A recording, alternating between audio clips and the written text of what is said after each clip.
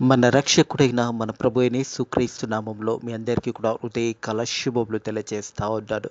దేవుని మహాకృపను బట్టి మరొక దినము చూసే ధన్యత దేవుడు తన కృప చేత మనకు అనుగ్రహించి మనల్ని సజీవ లెక్కలు పెట్టిన దేవాది దేవుడైన మన ప్రభు అయిన యేసుక్రీస్తుకు కృతజ్ఞతాస్తుతులు చెల్లిస్తా ఉన్నాను. ఉదయకాలము దేవుని యొక్క వాక్యము ధ్యానించుకుందాము. వాక్యము ధ్యానించే కంటే ముందుగా చిన్న మాట ప్రార్థన చేసుకొని వాక్యంలోకి వెళ్దాము.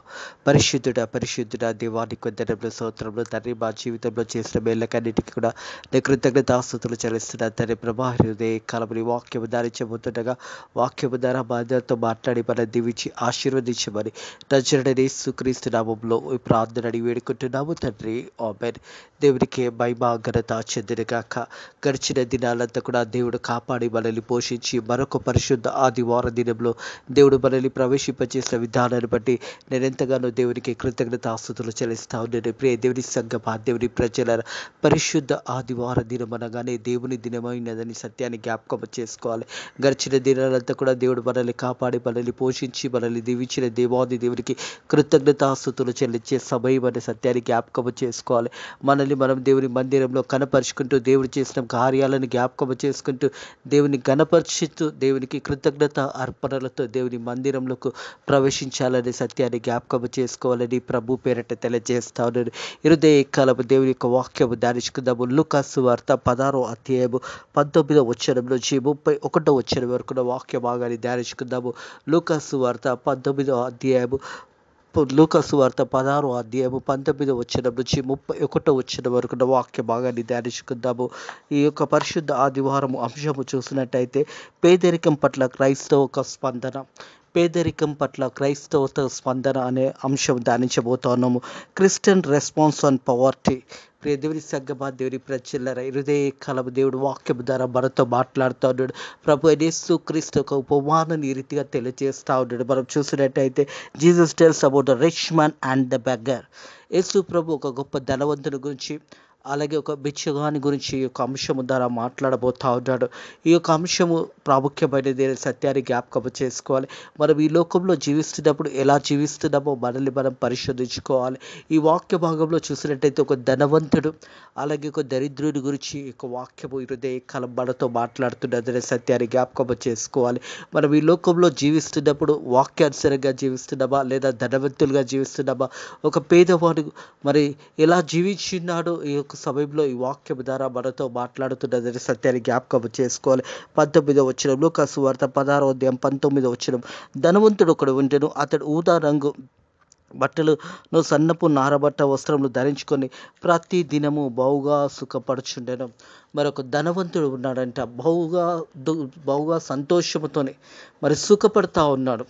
అతని యొక్క వస్త్రంలో చూసినట్టయితే ప్రశస్తమైన మరి వస్త్రము ధరించుకొని ఆ వ్యక్తి ధనవంతుడైండు. అతడు ఊదా రంగు బట్టలను సన్నపు నార వస్త్రములను ధరించుకొని ప్రతి దినము బహుగా సంతోషించను.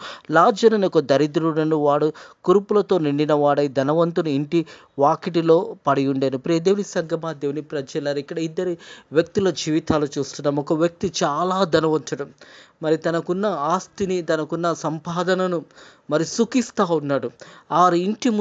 అతని ఇంటి ముందుగానే మరి లాజరు దరిద్రుడు కురుపులతో నిండి ఆ ఇంటి వాకిట్లో ఉన్నాడు. ప్రియ దేవుని సంగమా, దేవుని ప్రజలారా, హృదయ కలవి వాక్యము ద్వారా ఈ ఉపమానము ద్వారా దేవుడు మనతో మాట్లాడుతున్న ఈ యొక్క మాటలను జాగ్రత్తగా విని మనల్ని మనం ఒకసారి పరిశోధించుకోవాలని ప్రభు పేరిట తెలియజేస్తూ ఉన్నాడు. ఈ ధనవంతుడి జీవితం ఎలా ఉన్నదంటే ప్రతిదినం బహుగా సుఖించుచున్నాడు. మరి తను తింటున్నాడు, తాగుతున్నాడు, తన వస్త్రంలో ధరించుకొని మరి బహుగా సుఖపడుతున్న వ్యక్తిగా ఉన్నాడు. తన ఇంటి వాకిటిలో లాజరు అనే ఒక దరిద్రుడు ఉన్నాడు. అతడు కురుపులతో నిండి ఉన్నాడు. మరి ఇద్దరి మధ్యలో వారి ఇద్దరి జీవితాలు చూసినట్టయితే ఒక వ్యక్తి తన ధనము సంపాదించుకొని మరి ఆ ధనమంతటిను మరి సుఖిస్తూ ఉన్న వ్యక్తిగా ఉన్నాడు. అలాగే ఇంకొక వ్యక్తి చూసినట్టయితే ఆ ఇంటి నుంచి పడే మొక్కల గురించి ఎదురు చూసే వ్యక్తిగా ఉన్నాడు. అతడే లాజరు. ప్రియ దేవుని సంగమా, దేవుని ప్రజల లాజరు పరిస్థితి చూసిన లాజరు అనే ఒక దరిద్రుడు, వాడు కురుపులతో నిండిన వాడు ధనవంతుని ఇంటి వాకిట్లో పడి ఉండెను. అతని బల్ల మీద నుంచి పడే రొట్టె ముక్కలతో ఆకలి తీర్చుకునేగారు వాడు. ఆ ఒక ధనవంతుడు మరి తిని పడేసే ఆహారం నుంచి లాజరు తన కడుపు నింపుకునేవాడు. ఈ ధనవంతుడేమో ప్రతిరోజు సుఖిస్తూ ఉన్నాడు. ప్రతిరోజు పని తన ఒక ధనాన్ని బట్టి అతిశయపడతా ఉన్నాడు. తన ధనమును బట్టి తన ఉన్న ఆ ఒక ధనంతో మరి సుఖిస్తూ ఉన్నాడు. అతడు పడేసే రొట్టె ముక్కలు తిని తన ఇంటి వాకిటిలో ఉన్న లాజరు తన కడుపు నింపుకుంటూ ఉన్నాడు. లాజరు ఒక దరిద్రుడుగా ఉన్నాడు. తన శరీరం అంతా కూడా కురుపులతో నిండి ఉంది. అతని వాకిటి ఎదుట కూర్చొని ఉండగా అతడు రొట్టె ముక్కలు బల్ల నుంచి ఆ ఒక తిన్న తర్వాత తను పడేసే ఆ రొట్టె ముక్కలు తిని తన కడుపు నింపుకునే వాడుగా ఉన్నాడనే సత్యాన్ని జ్ఞాపకం చేయబడుతుంది. ప్రియ దేవుని సంగమా, దేవుని ప్రజల అతని బల్ల మీద నుంచి పడే రొట్టె ముక్కలతో ఆకలి తీర్చుకునేవాడు. అంతేకాక కుక్కలు వచ్చి వాని యొక్క కురుపులు నాకును. ఎంత భయంకర పరిస్థితిగా ఉంది. ఈ ధనవంతుడేమో తినుతూ తాగుతూ ఉన్నాడు, సుఖిస్తూ ఉన్నాడు. అతని వాకిటిలో ఒక దరిద్రుడు మరి లాజరు కురుపులతో నిండి ఉన్నాడు. అతని యొక్క బల్ల మీద నుంచి పడే రొట్టె ముక్కలు తింటూ తన కడుపు నింపుకుంటుండగా అతనికి ఉన్న ఆ కురుపుల పట్ల కుక్కలు వచ్చి అతని కురుపులన్నీ కూడా నాకుతూ ఉన్నాయి. అలాంటి స్థితిలో ఉన్నాడు లాజరు. మరి ధనవంతుడేమో సుఖిస్తూ ఉన్నాడు. అతని యొక్క బల్ల మీద నుంచి పడే రొట్టె ముక్కలు తింటూ తన కడుపు నింపుకుంటుండగా కుక్కలు వచ్చి తన కురుపులు నాకుతూ భయంకరమైన స్థితిలో లాజరు ఉన్నాడు.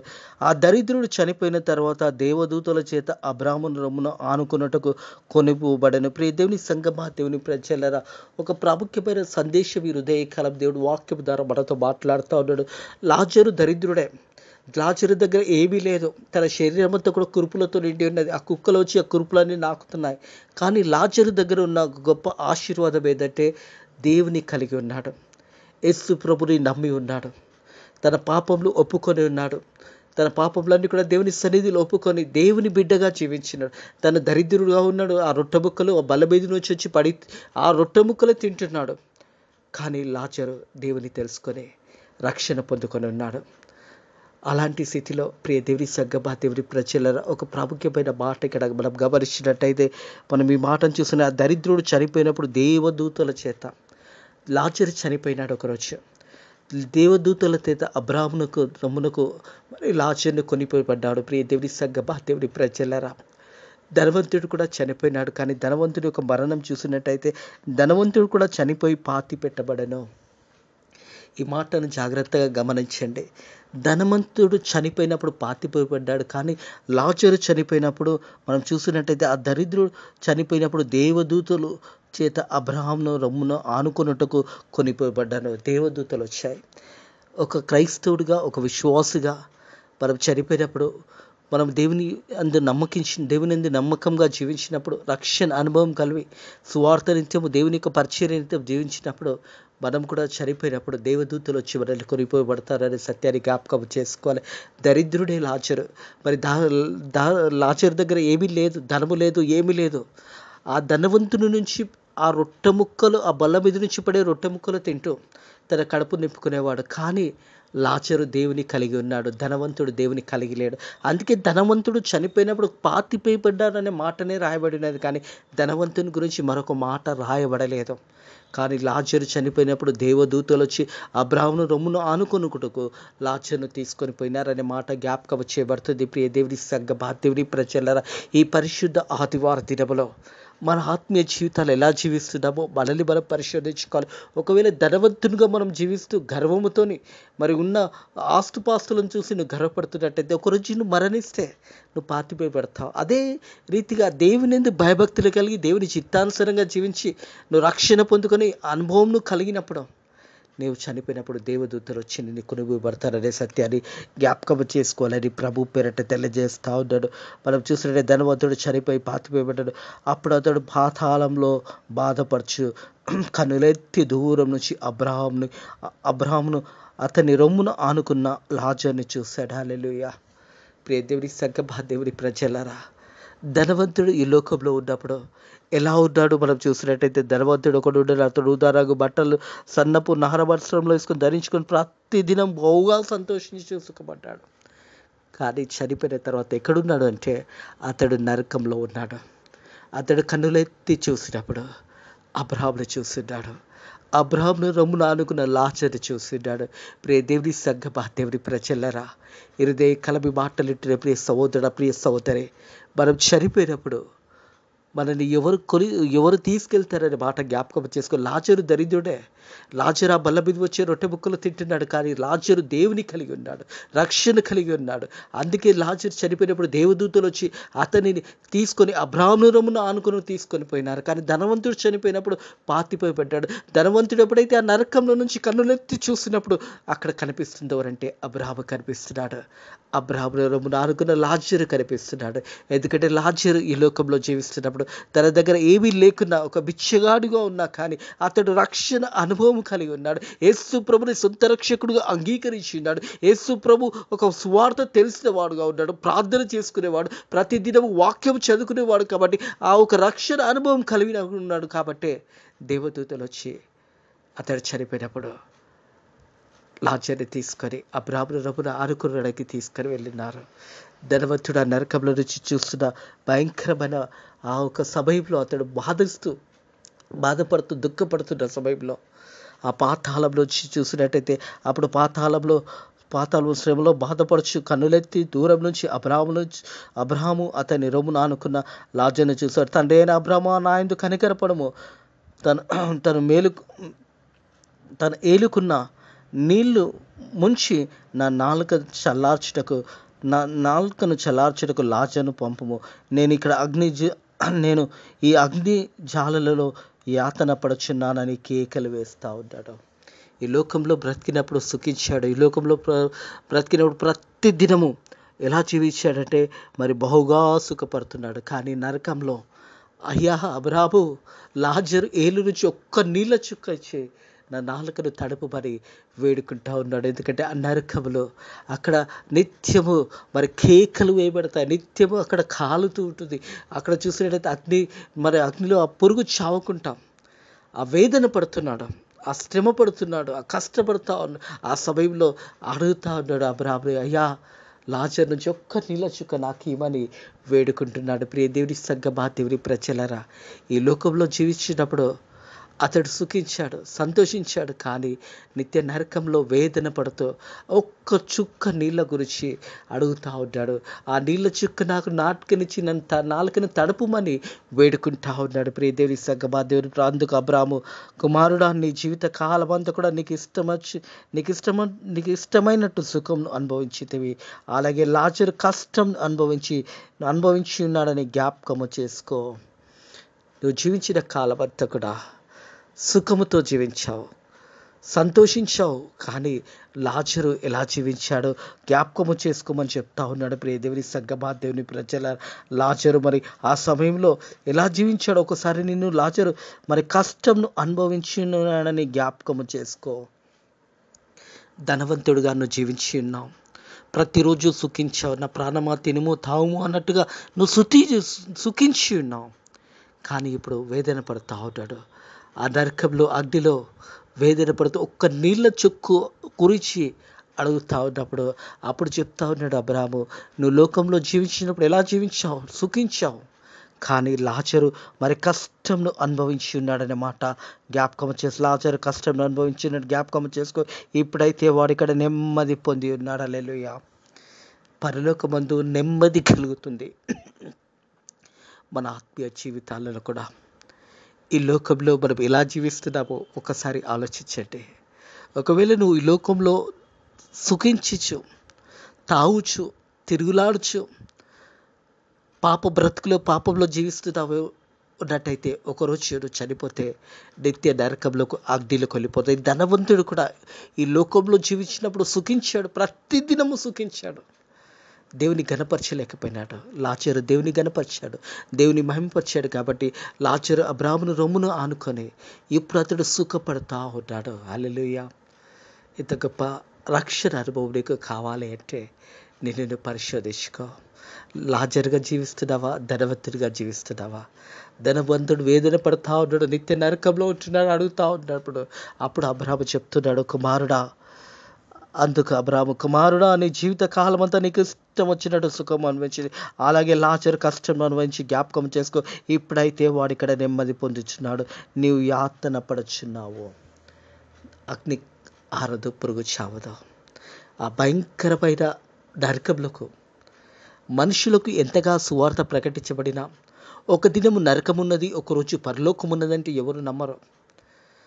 ఎప్పుడు వారు తెలుసుకోగలుగుతారంటే వారు చనిపోయిన తర్వాత. ఇక వారు ఈ లోకంలో వారు ప్రాణంతో ఉండనప్పుడు ఆ నిత్య నరకంలో పడిన ధనవంతుడు కూడా తన జీవించిన కాలమంతా కూడా సుఖించాడు.